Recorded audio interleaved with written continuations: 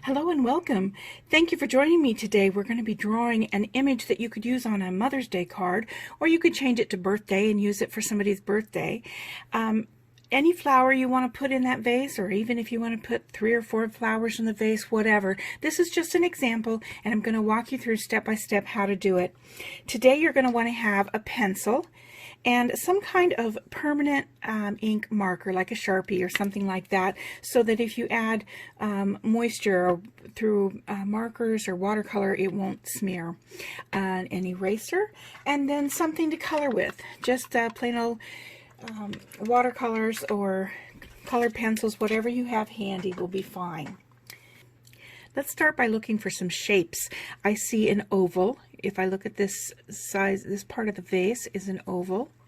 I see a rectangle here, right? Even though the edges are curved, it's still the shape of a rectangle.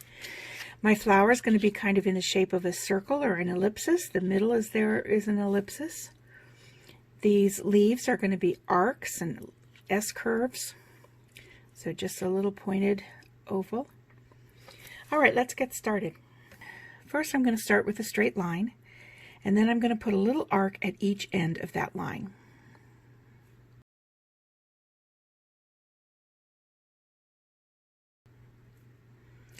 Then when I come back, instead of drawing a straight line all the way through, I'm just going to draw the first part of a line, and then I'm going to kind of dot or dash the rest. So there's a little opening there. Kind of gives the impression of light or, a rim of something rather than a sharp edge. Then I'm going to look at this S curve. See where it comes like the letter S, long skinny S, short curve up there and a long one down there. So I'm going to start up here, and I'm just going to draw a long skinny S. Now the tricky part comes when I try to match it with the curve on the other side. So what I'm going to do is I'm just going to draw a curve, and then I'm going to compare and see, okay, it needs to come in further there, and then it goes back out like that. And this one, I think I'm going to bring that out a little further up top. This is why I do things in pencil, so that I can rearrange it, get comfortable with what I want before I commit it to the ink. Okay, now sometimes I have to do this many times, so don't get frustrated. Just when something doesn't match, I'm like, that's still not right. What's wrong? So this is a much longer curve. This is a shorter curve, right? And I think I like the shorter curve better. Right, so I'm going to try to make this side match that. When it gets about there, then it already starts jutting out. Let's try that and see if that fixed it.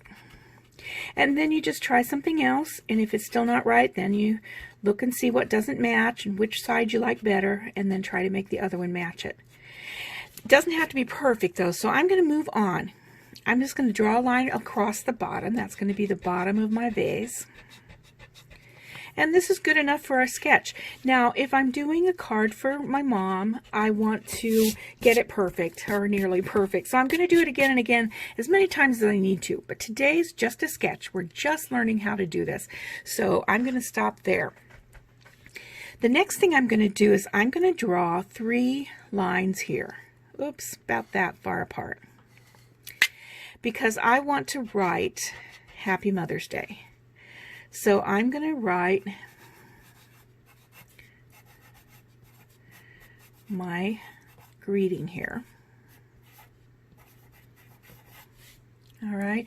When it comes time to do it in ink, I'm not going to do the ink line of the vase behind these words. I'm just going to do it at the top and at the bottom so that the words show up nicely without interference. And I'm not going to draw those straight lines either. That was just a guideline to get my letters going the direction I want.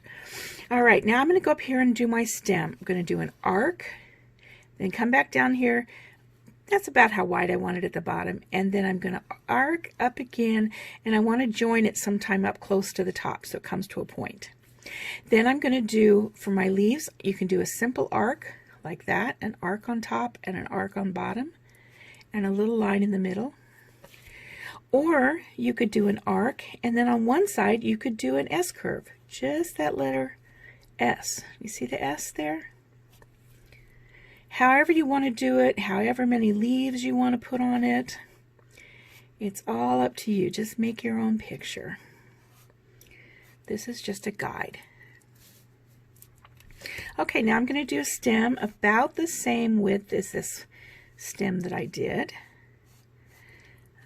Just going up like that. Now I'm going to decide, you can of course draw any kind of flower. Today I'm going to do a little daisy, and I'm going to just decide how big I want my flower to be. So I'm going to just kind of draw a circle first. See if that's about the size I want. And when I'm happy with the size, then I'm going to erase all the other lines so that I just see the size I want my flower to be. Okay, I'm going to start with an ellipsis on the inside. All right, just an ellipsis is just a squishy circle, a little ellipsis there. Now I'm going to go around this to add my petals. I'm just going to do a curved line down, just a slight curve, and then I'm going to curve the next line down the opposite direction. So it's going to come back here like that. And then I'm going to put a little bump at the end. So look over here, my petal is an arc and a little bump. And you might want to think of it as the letter W at the end. Okay. Then I'm going to go around and I'm going to do that. I'm just going to keep adding petals, the little bump on the bottom. The bump doesn't need to be quite as extreme as I've been drawing it there, but some kind of little edge so that it shows the petal has some dimension to it. You could also draw a petal that's just a loop. There's nothing wrong with that, but this just gives you gives the flower a little bit more interest. Okay, then I'm going to go along and I'm going to kind of pull a line up from that space in each petal like that. It just gives a little dimension. I'm going to put one or two little lines at the base of each petal, close to the center. Okay, see how that just adds a little bit? I'm going to draw a line, a straight line across down here, somewhere to be my tabletop. Of course, the vase is going to block that, so you're not going to see the line in the middle there.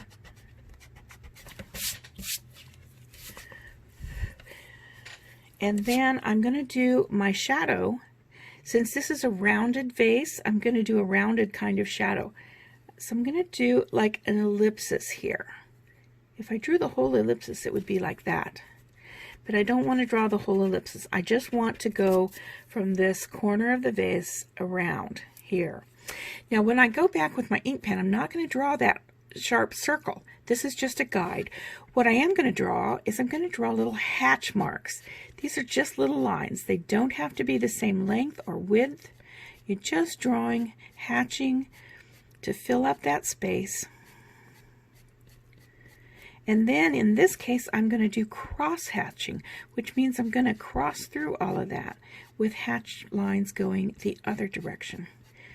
You could just use hatching if you want, but I'm using cross hatching. Okay. The last thing I'm going to do is I'm going to go along this edge to add a little dimension to the vase. I'm going to put a little line here, and I'm going to follow the curve here. I'm going to stop right there though. I'm not going to do a solid line all the way through. I'm going to do maybe a short line or a dot or two, and then I'm going to do the line down to the bottom, and then I'm going to curve it in just a little bit. So that's just going to give a little bit more dimension to your vase. Now I'm going to use my ink pen, my Sharpie, to go over whatever lines I want to keep. I'm going to start with my greeting. And you can use whatever kind of lettering you like to draw, fancy, simple, cursive, whatever you want to do there.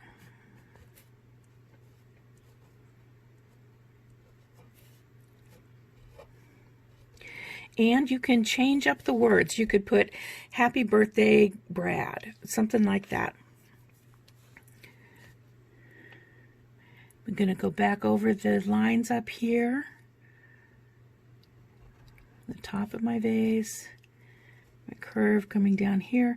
Still try not to trace your lines, just use them as guides of where you wanted things to go. I'm going to put my little curves in here that run along the edge of this vase. I'm going to do my hatching. You can do longer or shorter lines, whichever you like. And then I'm going to cross hatch.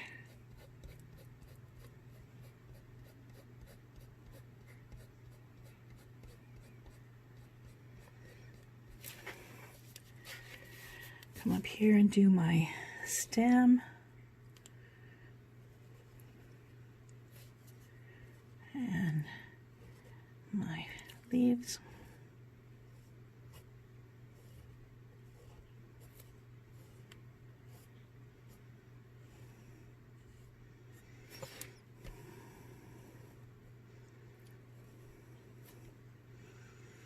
Then I think for my flower, I'm not going to draw a solid line around that center. I'm going to do dots, and then I'm going to do little tiny dots inside. Then I do my petals down, a little up and down, and back up, down, and a little W at the end of the arcs there.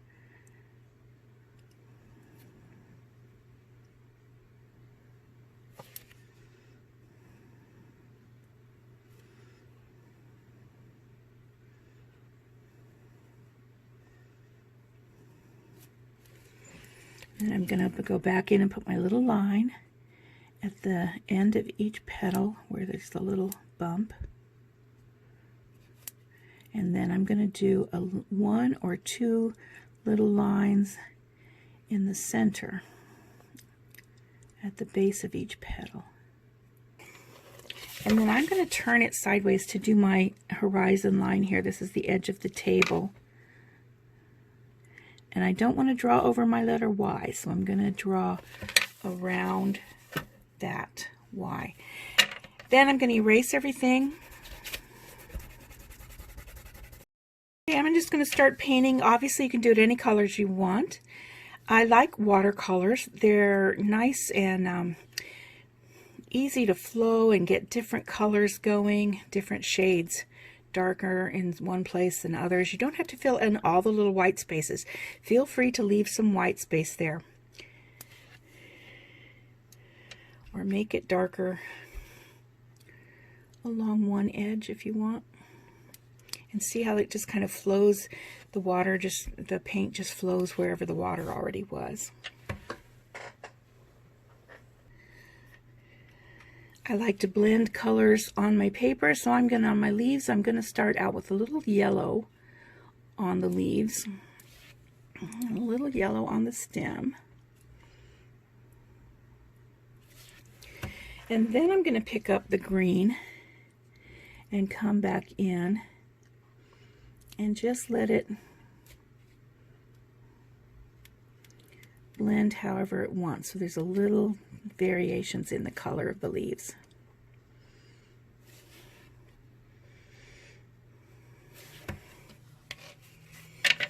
If you paint something you don't want and it's still wet, you can just dab it with your towel. And then of course I've got a hair there. I hate that.